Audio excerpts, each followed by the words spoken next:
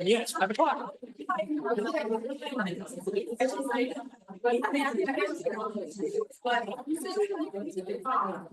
Hi, everyone. Thanks for being here. I think we're going to get started because we want to respect everyone's time and make sure Dr. Wallace has a time to get through his presentation and you have time to ask questions and answers.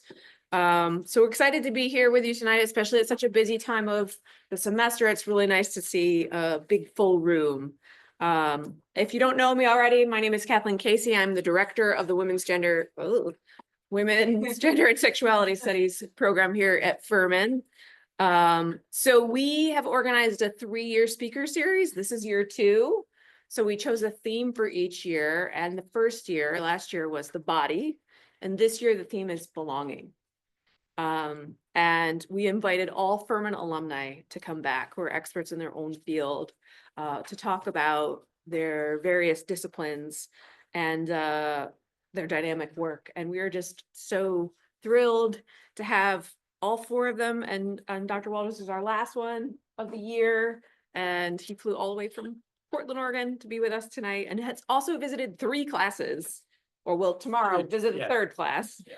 So we really put him to work. So tonight's event is sponsored by the WSS program, the Linguistics program, the Furman Humanities Center, the English department, with particular thanks to the Crabtree Stewart Lectureship Funds. And when you were a student here, you were a student of Professor Crabtree? And Stewart. Wow, okay, Yeah. very cool. Mhm. So more on our speaker in a minute, but we hope to allow about 10 minutes, maybe 15 minutes for a question and answer. If you can remember to speak very loudly, we do have Zoom happening and it's hard to hear from the audience. So when it comes to that time, try to project. And near the end, we're going to show you a QR code. We always like to collect your feedback so that we can plan for next year, the final year of the speaker series effectively, and make sure providing the kind of interesting program that you want to see. So please do let us know and be as specific as you can about your feedback. And then, of course, before I introduce the speaker, I don't know if we had to do this in the 70s. Oh, yeah, right. So there was a cultural life program when Dr. Wells was a student here, but I don't know if they had to read the standards of the report. No. This is new. Okay, so we do this at everything. It's Sure. not a reflection of what you're about to say. That's what I like to say. Hey, I'm a retired professor. I understand. Yeah. I'm with you. So CLP events are part of the university's cultural life program, which provides opportunities for students to participate in a variety of educational and enriching cultural experiences. Through these events, students encounter a spectrum of issues, ideas, opinions, and artistic expressions from various disciplines and cultures. CLPs invite meaningful dialogue, leading to a healthy understanding of and respect for differences. The views and opinions expressed in this program are those of the speakers and do not necessarily reflect the views or positions of the university. All participants are expected to display respect for the presenters.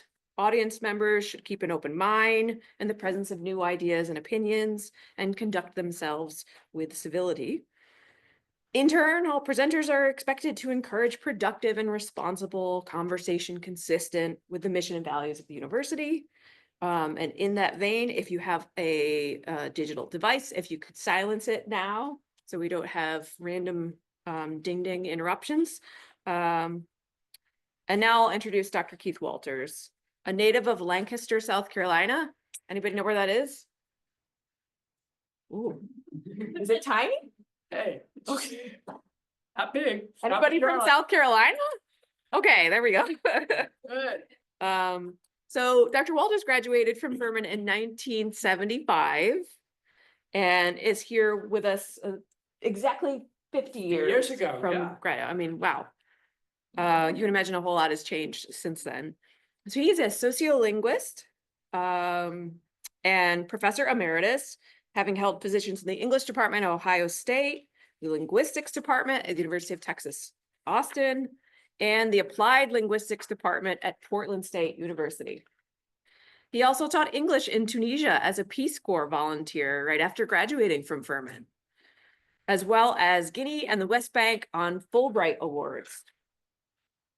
He's helped train English teachers in these countries, as well as Egypt, Morocco, and Vietnam. He has served as an expert witness in over a dozen court cases. Additionally, he's the author or co-author of 50 articles. 50 articles. One for every year since we left. And 3 books, including Everything's an Argument and What's Language Got to Do with It. Across his career, he designed and taught courses about language and gender, which were very new and revolutionary at the time. And these courses became courses about language, gender, and sexuality. Much of his research has focused on issues of language and identity in the Arabic-speaking world and in the US. And he's prepared a special talk for us tonight titled, "Let's Talk About Sex and Gender, a Sociolinguistic Perspective." Please help me give a warm welcome to Dr. Waldman.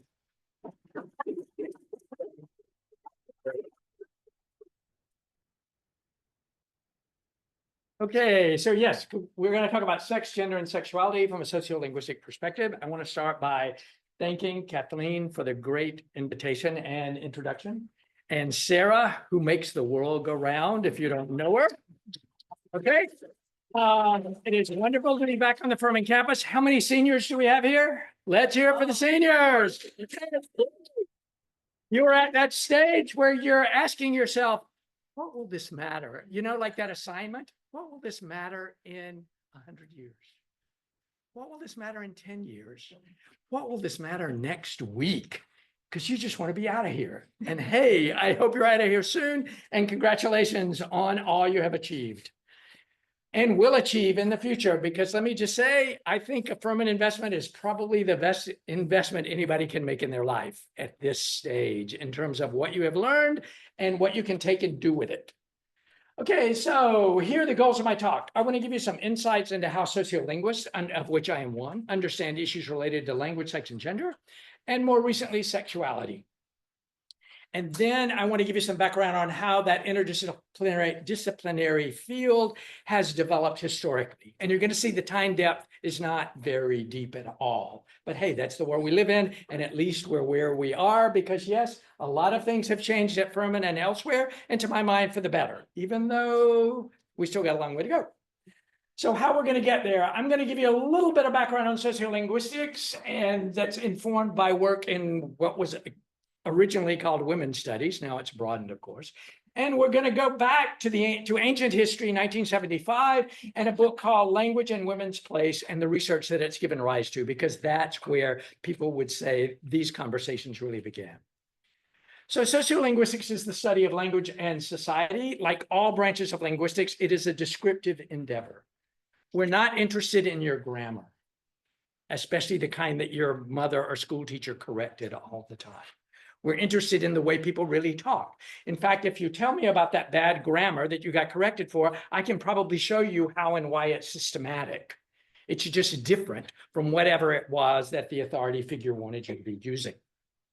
Okay? Now, the fact that it's descriptive doesn't mean that we can't take the facts and then try to do things with them. And you're going to see that that also is some of what researchers have tried to do with this issue.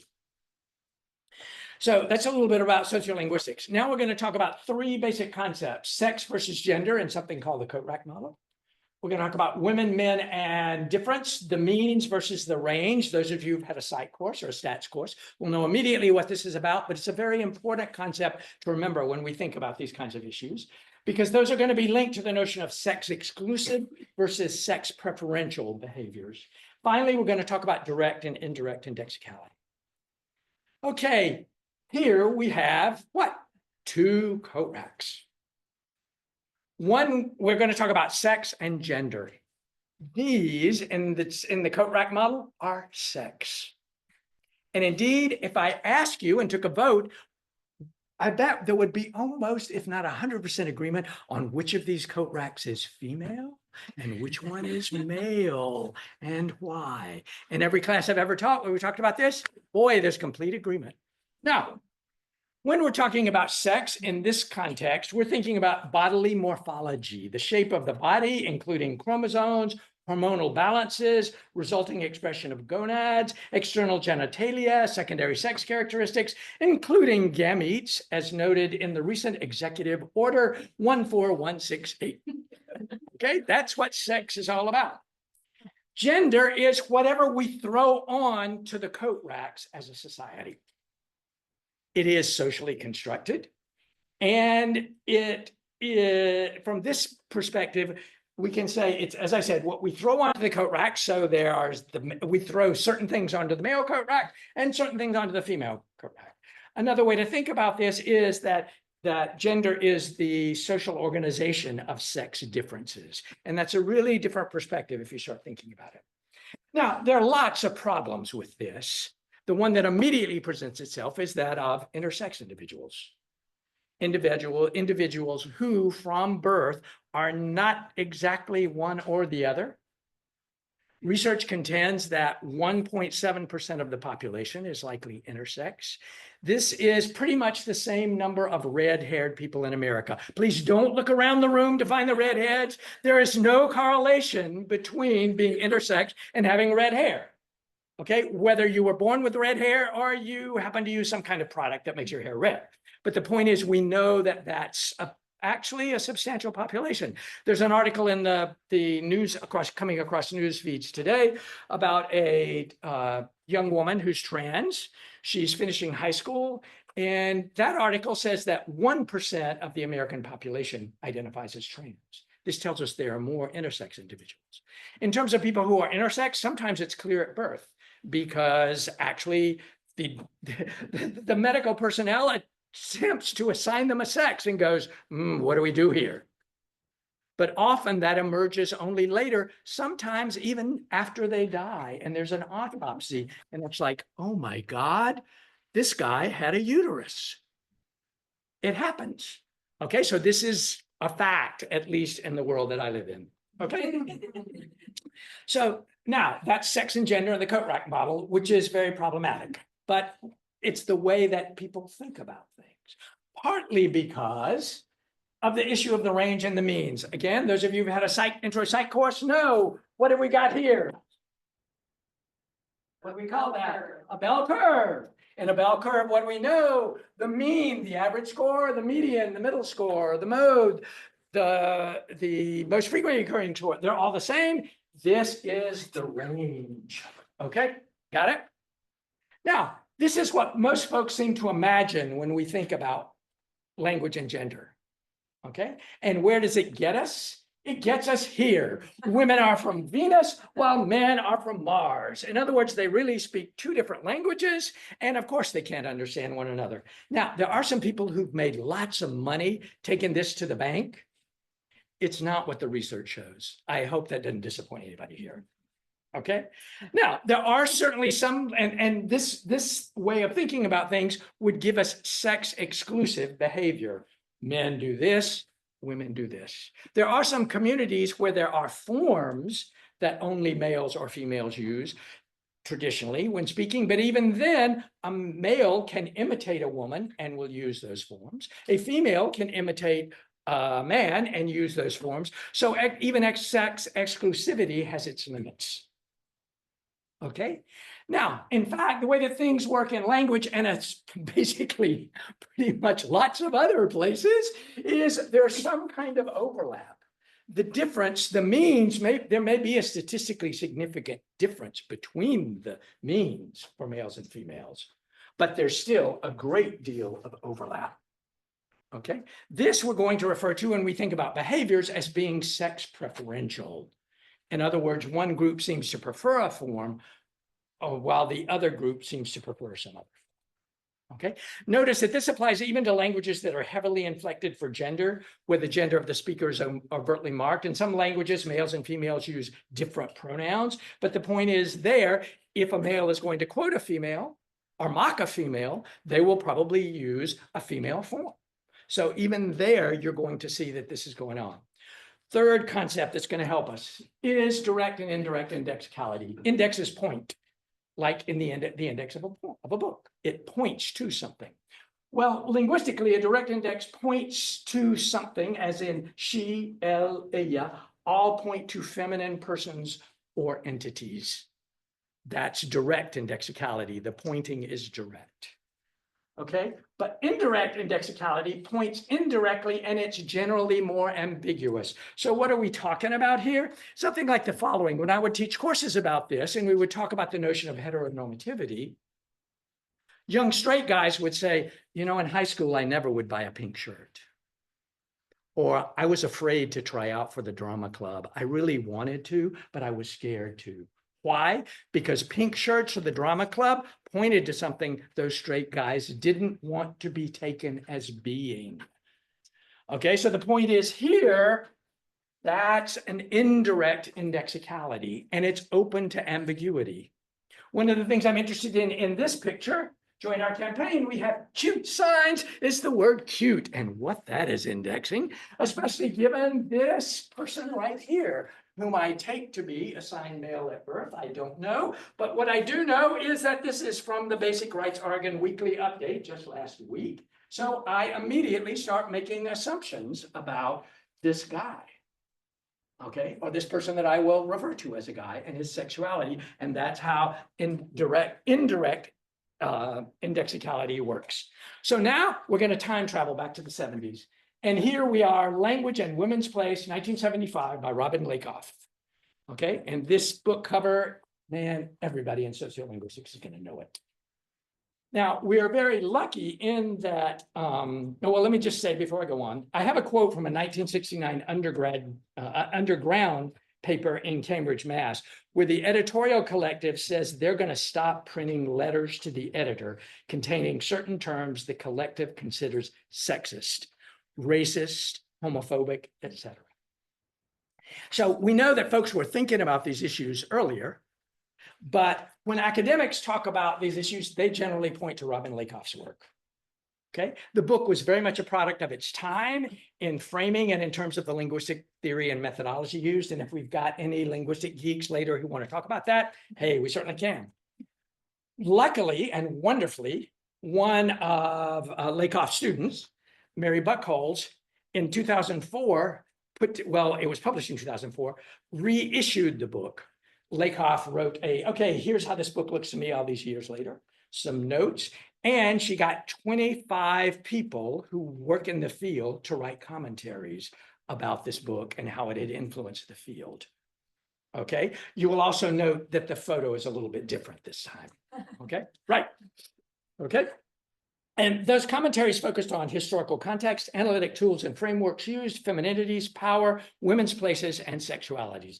Two of my grad students have former students, hey, they're professors now, nearing retirement, but they have pieces in the sexualities section. Okay, so here is Robin Lakoff, and here's Mary Buckholz, just so you'll know the people that we're dealing with. This is the opening line of Lakoff's work. Language uses us as much as we use language. And this is what she set out to try to understand. Her primary concerns were these: linguistic evidence for and language's role in, and this is her quote, one type of inequality that has been claimed to exist in our society, that between the roles of men and women. And women experience linguistic discrimination in two ways: in the way they are taught to use language and in the way general language use treats them. So in other words, there are basically two major themes in that book, and that's what we're going to think about. The first of these she referred to as talking like a lady, okay? How those born female learn to talk and are taught to talk. And then the words used to describe women and their experience. As she pointed out, this is all about denying women access to power. We would be more likely to talk about agency today, the ability to act freely and unconstrained. And we're going to talk about each of these briefly. So for talking about a lady, talking like a lady, Lakoff gave this list. And notice that cute in that sign earlier would probably show up right here, empty adjectives. Okay. Divine, adorable, gorgeous, cute. My newsfeed includes Southern living, okay? And it's just real interesting to look at those headlines and those captions and the words that get used about recipes and rooms and things like that. Lots of empty adjectives there. Okay, now, in discussing how women are socialized into speaking and the consequences of that process, these are the features, or now we would talk about practices that Lakoff mentioned. Today, rather than seeing them as features of women's speech, we think of them as indirect indexes of gender associated with English-speaking women of certain social groups, themselves intersecting with race, ethnicity, social class, education, profession, etc. That's one of the ways the field has developed. Okay. Now, there's been a lot of research on this topic. All of these topics. I mean, this book and just this list, we could pretty much fill up this room with articles about things on this list. They taught us all kinds of things. Lakoff got some things right. She got other things wrong, badly wrong. On the other hand, as those of you who are academics appreciate, the first person to try to tackle a rough topic generally doesn't get it all right. But what she did do was set people thinking and get them doing work on things. Okay. In terms of words used about girls and women, I want to recommend this book, which we talked about earlier today in Kathleen's class. And the opening line of the book on gendered insults: if you want to insult a woman, call her a prostitute. If you want to insult a man, call him a woman. Okay, and then she talks about pairs like sir, madam, master, mistress, and processes of what linguists call semantic pejoration. How it just happened that the female term got worse and worse and worse and worse in ways that the male term didn't get worse and worse and worse. Okay, and indeed, there are other chapters on things like correct grammar and the way that women are more than men expected to speak correctly. There's a chapter on catcalling, which we'll later return to in terms of that topic, not her chapter. Women's voices in public spaces, for example, the way that women in powerful positions, especially politicians, get criticized because whatever they do, it's wrong. Okay, and as she points out, and many people would agree with her. And then the slang used for genitalia.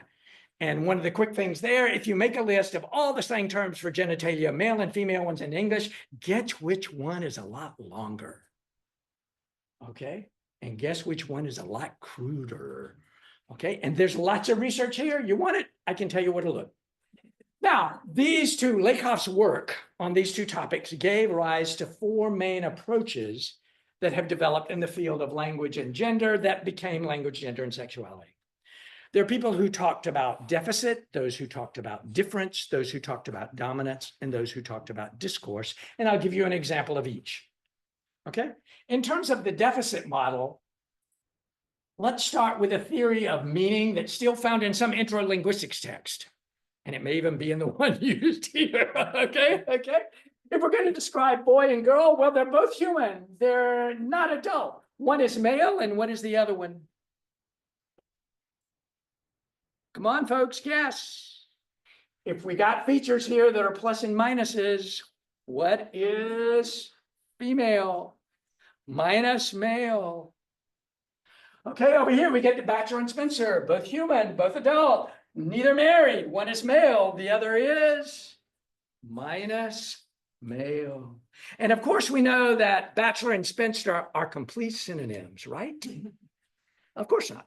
This is a case of pejoration, where the word has become more and more negative over time. Lakoff focused on women's language. That's what she termed this, both the language that women use, but also the language used about women. Sometimes in the book, she contrasted it with men's language and sometimes with something she called neutral language, often seeming to conflate the latter two. In short, women's language was frequently described in ways that focused on what it lacked or was not, and this led many people to say that she was a deficit theorist. Now, if you read the book carefully, and Mary Buchholz in her introduction goes to great length or discusses this issue at great length, it's much more complicated than that.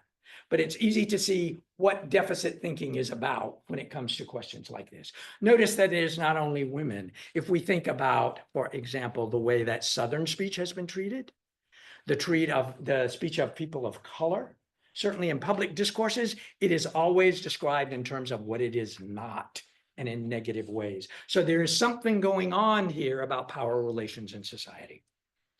Okay, after deficit, we're going to think about difference. Deborah Tannen wrote a book called You Just Don't Understand, Women and Men in Conversation. And you'll notice that the women and men here just happen to be heterosexual couples. And a lot of the work of this period focused on what heterosexual couples did when they interacted or not. Okay, this book represented what is often called the two cultures model. Men and women are socialized into different cultures. Little boys are socialized into hierarchical relationships on teams, etc. Little girls in the culture of the bedroom are socialized into the culture of cooperation. Okay, men are interested in what Tannen called report talk, just the facts, please, ma'am. Whereas women are interested in what Tannen called rapport talk. We're going to establish relationships. Now, the response to this book from on the part of many people, especially people who came to hear her talk, who were overwhelmingly yes, straight married women, said, "You saved my marriage." Why did they say this? Because the women said, "Now I understand my husband. Now I can accommodate to the way that he speaks." So this, you can predict what the critics of Tannen's work said. Can you say Powell? Because the two cultures model basically assumes a no fault model.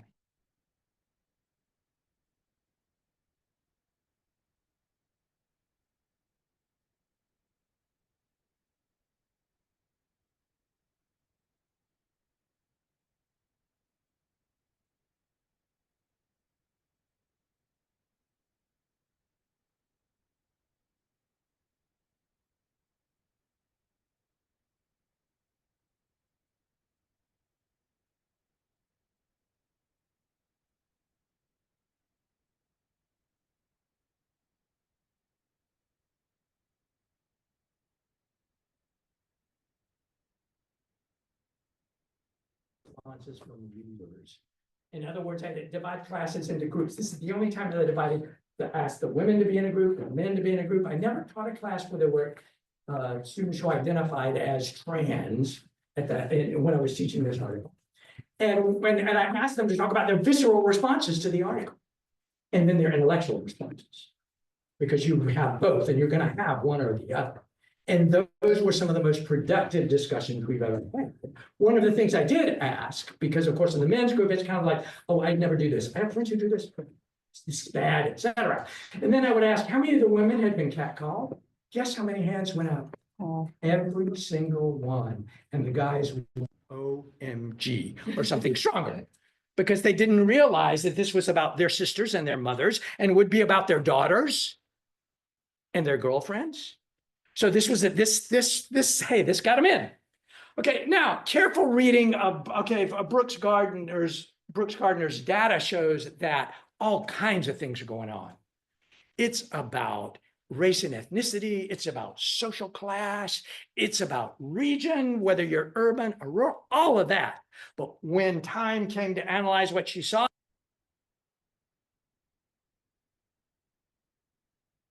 it's just a vintage kind of second wave feminism that said it's purely about dominance. And at the time, understandably, she couldn't see it. She was trapped in her own theoretical view of the world, which sadly is where way too many of us spend way too much time. Okay? And so there's just this article is so right in so many ways and so fatally flawed in so many ways, which is why it's so great pedagogically. Now, speaking about issues of intersectionality, sociolinguists by this time were beginning to grapple with the fact that gender always intersected with all these other kinds of things. And so certainly by the mid to late 80s, there was a lot less talk about women and men, because the question was always, which women are you talking about? Which men are you talking about? Doing what? Where? Under what circumstances? In other words, the idea was you're not making these huge generalizations isn't going to get us very far. Okay, so now let's talk about social media bingo and discourse. Let's play feminist social media bingo. Look at that while I talk, and you'll have some idea what we're thinking about. The idea is here that whatever's going on with language and gender grows out of discourse. It grows out of the way that people use language in context. So we've got to think about it in that way. And so what Gemma Correll did was she just simply noted down what people said when she posted something on social media, and this is what she got. Now, the interesting thing about this from a sociolinguistic perspective is it lets us think about a couple of things. Sociolinguists are very interested in actual discourse, literal things that people say, but we are also interested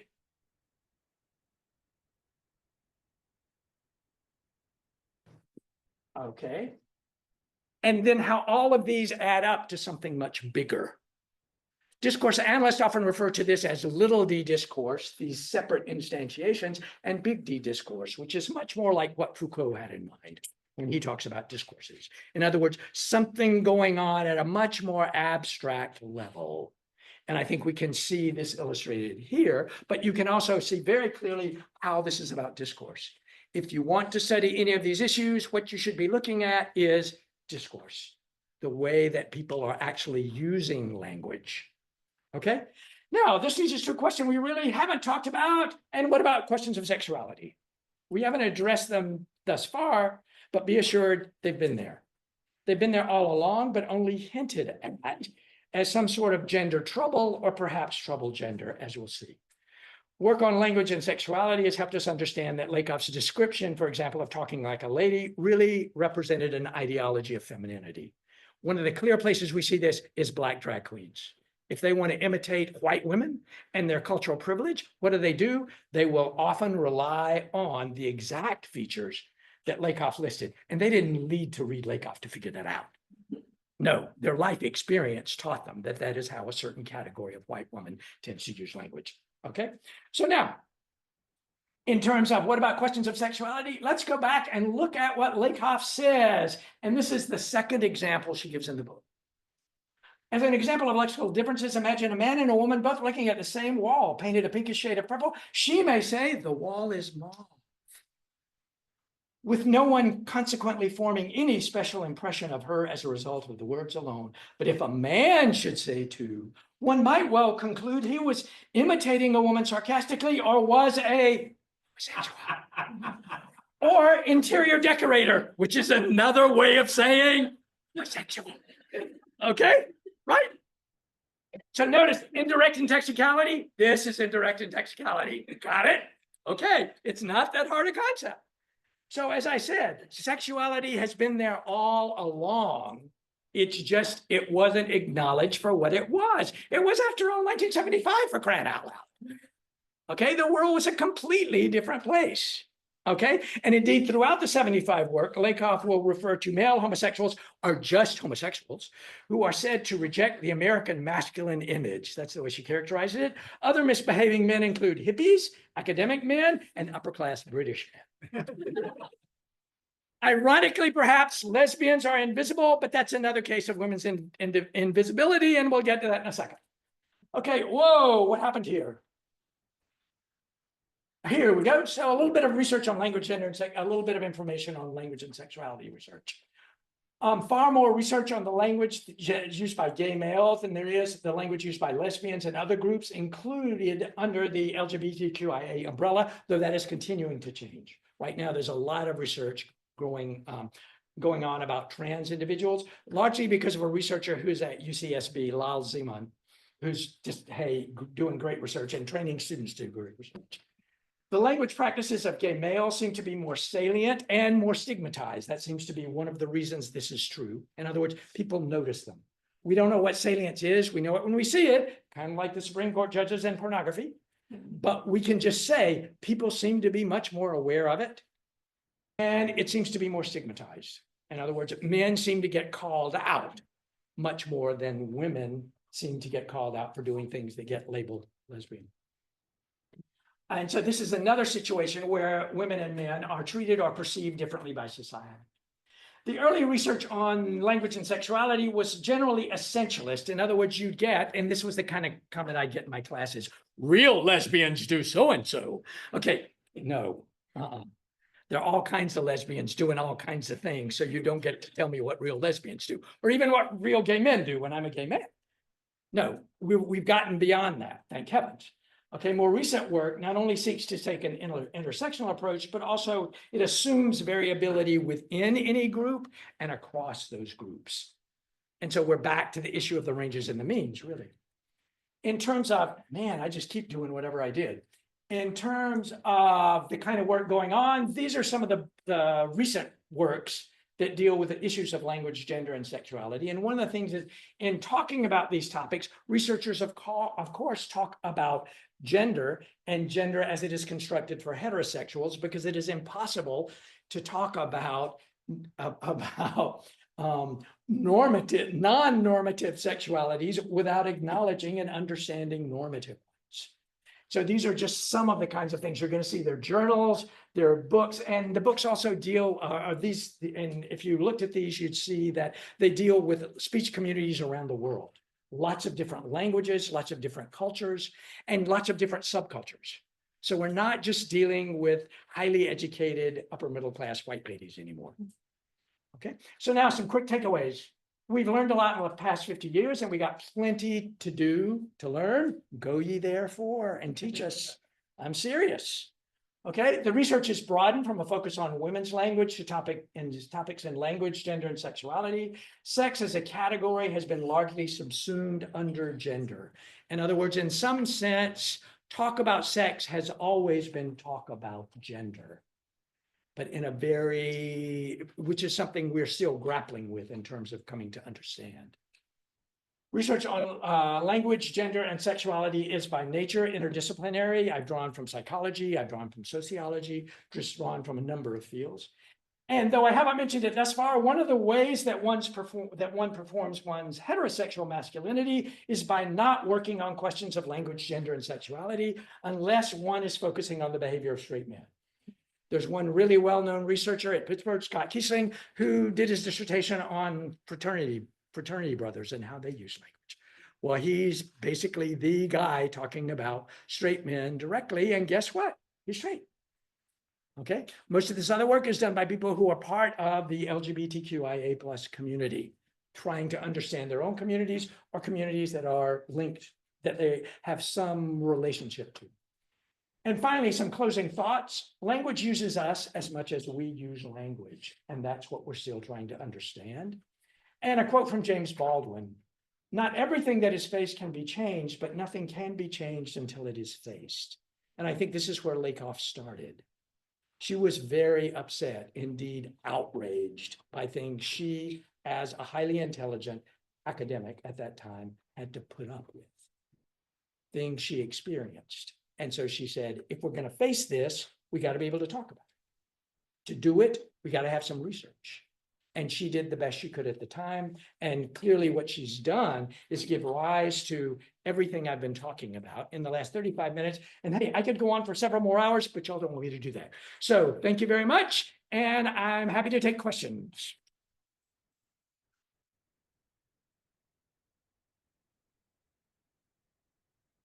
Before we do that, I can see now how you have published 50 articles with that amount of energy. Amazing.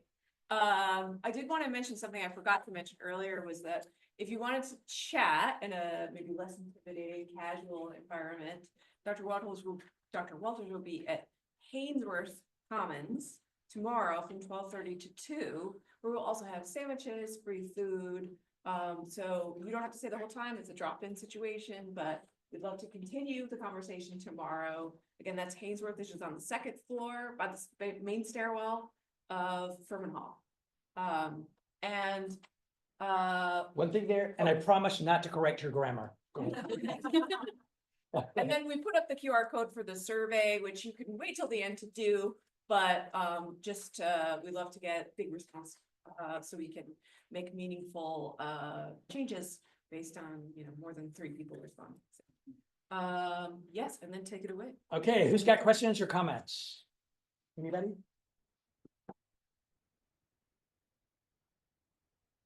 As I said in a class I went to earlier today, is it time for the multiple choice quiz? Yeah. And speak up if you will. I'll probably rephrase your question, and if I get it wrong, correct me, seriously.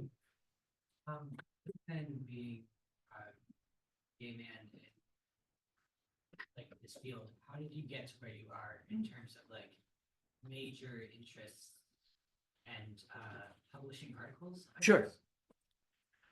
Well, okay, yes, the question was how I, as a gay man, especially being the dinosaur that I am, got, he didn't say that, that's me, okay. Got into this, and certainly for publishing and things like this.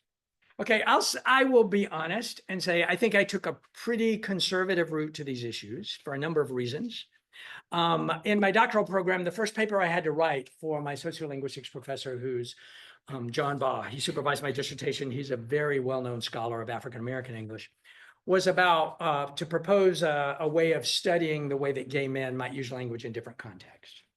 I didn't pursue that, partly because I really wanted to go back to North Africa to study some language issues there about language change. I was very interested in how, as younger women got educated, their speech was changing because there were models for what goes on in the West. And when I read them, I just said, this is wrong. Okay. And so I went and I did that work. But I certainly across time that found opportunities to teach, and I mentored students. As I said, I have students also in this last slide, the drag men to Leatherman, drag queens to Leatherman, Rusty Barrett, he's a student of mine.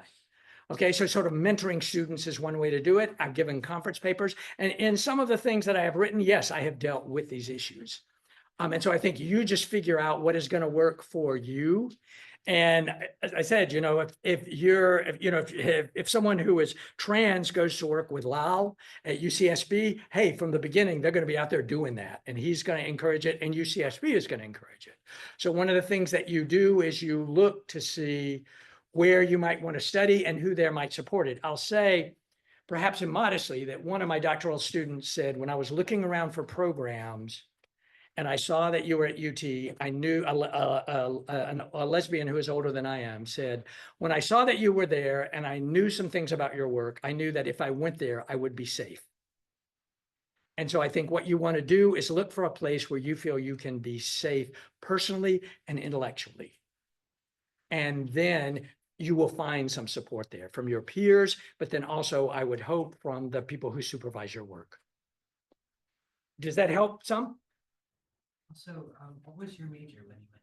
English. I was an English major. Hey, Dr. Pate was one of my professors. And just as Nick can attest, just today I was quoting Chaucer and Robert Frost in his class. So yeah, I was an English major. And in Melinda's class tomorrow, I'm going to be talking about how to do things with linguistics. And I'm going to talk about take your studying linguistics and do things with it. Well, I'd say first, hey, start with English. And that's one way to get into linguistics, and then go wherever you want to go with it. Yes. Okay, so the visual and material culture part of me wants to think about the relationship of text and image a bit more. I was really struck by the students who are putting up signs. Sure. I think they're students. I don't know. There's it, right? Sure. People. Yeah. People, yes. And I wonder if you can speak about what our digital age has done between that relationship. Like, I'm thinking about how imagery and text and captions Sure. circulate more, and if you've seen, I don't know, has that complicated things? Like, I'm thinking about all your discussion of words and terminology. I don't know, maybe this is just the visual person to me, but I kept thinking about something that was visually written down, but maybe it was oral too. And I don't know if that's changed because of our digital age, or if that's just a flawed way for me to even think about that. I'm curious. Hey, thinking about it is good. That's how struggling with it is where you want to be. But I think here are some things. I think for linguists, language is material, even spoken language, because we can transcribe it and we can analyze it. Okay, now that process from oral to written is not a simple one by any means. It's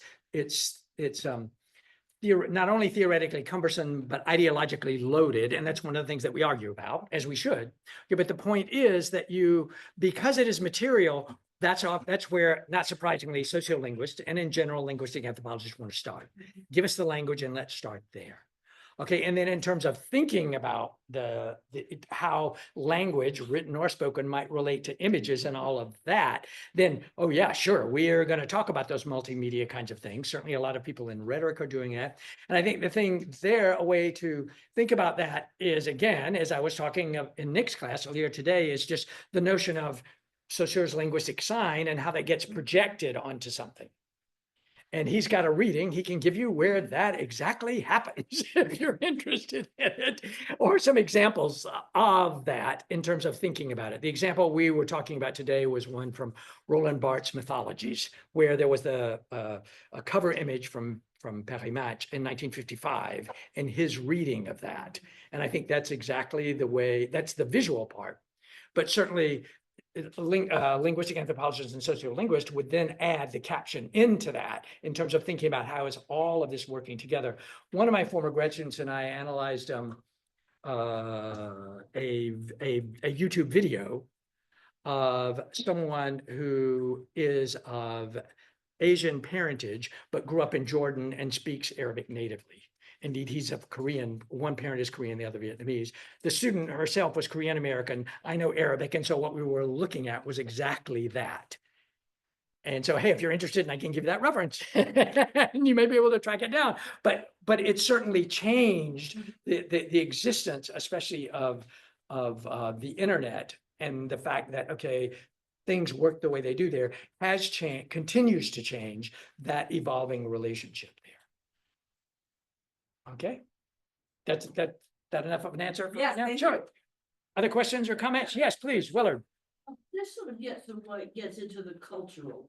But Sure. I was thinking about with your first or second slide, we were talking about the idea, that certain things are associated with women, like apologizing and all of that. Sure. How do you deal with that within the context of the fact that the British, by and large, everywhere you go, it's always sorry? Well, I think what I would say there is this is, as I said, by the 80s, folks were saying, you don't get to say men and women, you've got to say, okay, so who's doing it where? Because if we're in England studying this, or anywhere in Britain, where are we getting the sorries from? Are they coming, for the people who want to do quantitative work, are they coming equally from men and women in similar kinds of context? Yeah. And there are people who would actually try to do quasi-experimental studies. Maybe not spilling coffee in your lap and in his lap to see what it's saying sorry, but something like that just to see what will happen. Or let's say even looking at things like media representations of that, though that's so much more complicated because it's ideologically loaded.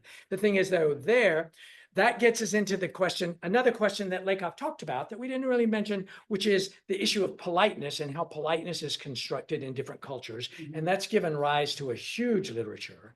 And the point is that those folks would say that British culture is much more negative politeness than American. Negative there doesn't mean bad, it means not wanting to impose. Whereas American culture is much more positive. Indeed, and there are regional differences here. So for example, we had friends several years ago in Portland, and they were about to move to Nashville to take a job. He was in the music industry, and they wanted to know what it was going to be like to live in the South. And I said, one of the things that my husband and I said, he grew up in South Texas. He's lived in Austin, et cetera. So yeah, in Austin's close enough. And we said, well, okay, so you're going to be at the grocery store and you're going to be checking out, and some total stranger is going to look around at you and start talking. And they're going, this doesn't happen in Portland, Oregon. And the second or third question they're going to ask you is where you go to church. Okay. And that's not an innocent question. That question is going to place you in terms of your social class and your politics and all kinds of things. Now, why does this happen? Because Southern culture is much more positive politeness than the culture of Portland and the Northwest, which is more negative politeness. In other words, you don't ever want to impose. So you hear a lot more sorries there than you do in the South, in my experience. This is kind of informal observation. So it's basically about a cultural way of thinking about negotiating these issues and how it gets set up. Because of course, again, if you think in Britain about class issues, there are going to be real big differences there in terms of who would say sorry or when they would say it. thing is, that is almost cross cultural class and everything else over there, Right, exactly. And that's sort of something they agree on. that they feel that. You know, exactly. And that's again, a kind of ideology or sort of just the cultural notion of this is who we are. We say sorry all the time. And I find myself doing the same thing. I don't do it as an American anymore. I'll say, sorry, you know. Right, right. We can get that. Well, even, and it's relative because when I lived in Tunisia and speaking Tunisian Arabic, my Tunisian colleague and friends would say, you say I'm sorry too much when you speak Arabic. Because there, it's a much more positive politeness culture. There's a list of things where you need to say you're sorry, but when you bump into somebody in a crowded street, you don't need to say I'm sorry. Whereas here, I would do that. And so again, this is about the cultural and the subcultural differences and cultural languages. Part of the conflict between the US and Canada. Oh, sure. Oh, yes, right. That's part of that. That's a very good way to read that conflict. Sure. Thank you, Kathleen. Who over here had the question or comment? Yes. Thank you. Now, I'm not sure if you and your, sagely wisdom is familiar with the internet, Yeah. but with the increasing prominence in, online cultures and that sort of vernacular kind of intersecting with what you discussed with indirect dexicality, was it? Sure. And for example, sure. I know some of you may be familiar with the phrase, when the finna is gagged, but the child is tea, right? That sort of language to somebody like you, that's Greek to you. Do you think that sort of online need language that is only familiar with our generation kind of makes things difficult with people your age and studying that sort of thing? Well, it could potentially cause conflicts even within your generation, but certainly across it. And then it just depends on who's willing to negotiate or move. I can tell I think I can give an example there. As Kathleen said, I've had the privilege of being an expert witness in a number of court cases. And one of them involved an African-American man from Atlanta. And he is someone who had a history. In his history, he had sold drugs. There were guns involved, et cetera. He was in prison at the time. And this particular case had to do, well, the issue was there was yet one more trial. And at that trial, if he happened to be found guilty, he would spend the rest of his life in prison. And this was a man who was in his early 30s. And I was called in, and actually I mentioned earlier, my dissertation supervisor, John Baugh, he was called in too, and he helped worked on the case some, but it fell to me partly because he had other commitments. He was the president of the Linguistic Society at the time, so he had his hands full. Anyway, the case really was all about the meaning of a single phrase. They ain't it. Which was said, and it's way too long to get to that, but the prosecutors, the government was arguing that what he was saying was there was a setup going on, he had colluded with someone who was watching. For those of you who have never sold drugs, one of the things I'll tell you is if you do, you're always going to have somebody watching out for you. And guess what? If the government comes after you, they're going to have somebody watching out for you too. And when they send the person who is the informant that they've been working with, that car is going to have about half a dozen videos and audio stuff. So they're going to get it all down. And there's going to be their person watching too. So that was this case. That's how that we know exactly what was said. But the idea was that at the time there was a theft involved because the gun wasn't present, but the guy said he wanted the gun. The drugs also wanted a gun. But the guy keeping watch, the new guy, for the drug dealer, knew that there was no gun. He also knew that the guy coming would have a lot of cash, because you're always paying cash, and he would have cash for the drugs and for the gun. So at the moment when the backpacks are always involved, you don't hand anybody anything. It's all done by a backpack. You learn all kinds of things doing this. Okay, and so at the moment that the backpack was exchanged, the new guy who was watching for the drug dealer grabbed the backpack with the money and ran. In other words, he stole the money. The plant who was there to buy the drugs And well, his chauffeur pulled out. Another thing, you always back in. Okay, so that you can get out quick. Okay, so in that moment, when the backpack was grabbed and the guy went running off, the drug dealer said, "They ain't it." And the government contended there was collusion here. What he was saying was, you have robbed the wrong guys. You were supposed to be robbing somebody else today, and we had agreed on that. So I had the information. I started doing research. Where did I go? I went to Urban Dictionary. I went to 4 or 5 other places online. I got gifts. And guess if you get gifts of somebody saying they ain't it, that ain't it, she ain't it, etc. Guess who it's going to be? It's going to be young Black guys. Okay.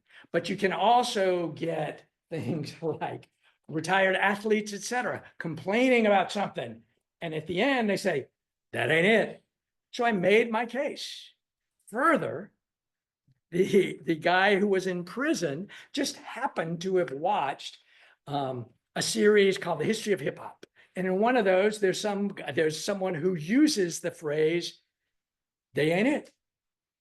And he says, the attorney, Harvard trained, Emory undergrad, Harvard Law, she says, what did you mean when you said that? And he said, just last week I was watching this movie and this guy says that. That's exactly what I meant. So I construct this 30-page document demonstrating what linguists would say about what this means. And I end up by saying, oh, and by the way, that's exactly what this guy said he meant. And so when the attorneys gave the report to the other side said, okay, we're willing to agree to time served. Which means that rather than spending the rest of his life in prison, this guy got out for time served and saw a child he had never seen. Okay, now, man, there's all kinds of problems with the American legal system, and I'm the first to say that. But the point is, if you're going to do this kind of work, you got to believe, take your knowledge, do what you can, and hope the system works. Here, I think it worked. And we just hope and pray that this guy can figure out how to not get in trouble again. But to get back to your question, the point is, depending on the context and who's doing the talking and whether they're really trying to communicate or not, that's where the rub is going to come. In other words, if you and I are talking and you're trying to accommodate to me, meaning move in my direction, and I'm trying to move towards you, then we can probably get it worked out. On the other hand, if you're trying to not communicate for whatever reasons, I've made you angry for some reason, and there could be any number of reasons, then we'll find ways not to communicate. Okay? I mean, getting back to Tannen and the 2 cultures model, she studied with someone named John Gumpers, and one of my mentors at UT said, the problem with John Gumpers is he believes everybody wants to get along. Okay? And that's not what the Professor Joel Serzer believed. Okay? The idea was there's conflict and there will always be conflict. The issue is how are you going to negotiate? Whereas there are people who believe that everyone wants to get along. And certainly that's largely Tannen's no-fault model is based on that. The idea that men and women really do want to get along. But as I said, that model has its critics. Okay, did that help you out some? Oh, absolutely. No, that was beautifully put. Well, thank you, thank you. Okay, anybody else? We only have about 2 minutes left. Question? How many other social linguistics have you sent out in the world? Your whole demeanor is just awesome. So like, I'm converted. Yeah. Now I study other people. Hey, we like what we do. How could you not get interested in sociolinguistics is my question, How can you not get interested in sociolinguistics? Okay, hey, thank you all for coming.